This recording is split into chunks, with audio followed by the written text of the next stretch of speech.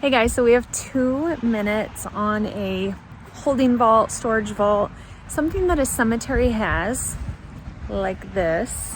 I love this one. I love the cemetery where there's Josh. In the winter, when it was not able to be, like the graves were not able to be dug because of the cold, they would come here.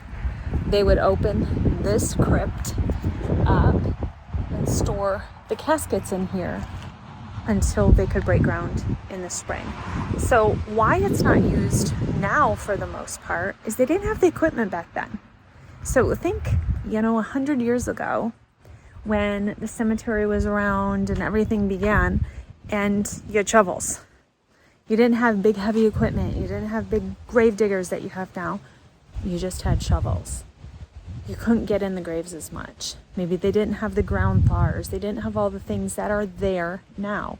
And manpower was not enough to dig. So they had, and look at this, I'm gonna scoot back a little more. I just love this one because it's like built into the hill. Look how cool that is. It's pretty epic, right? It's cool. So they would use those. There's cemeteries hit or miss, depends on the size of the cemetery, whether they have one of these or not.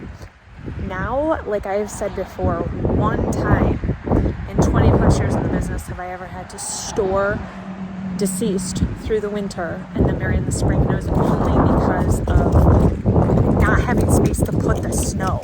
It wasn't because the ground was frozen, it was because there was so much snow we couldn't move it to somewhere. But this cemetery is pretty old. Let's see. Maybe back to the 1800s, mid 1800s. But this is a storage crypt. There may be shelves in there that they're put on. People might have stored people back at their barns as well on their family farms. This is what one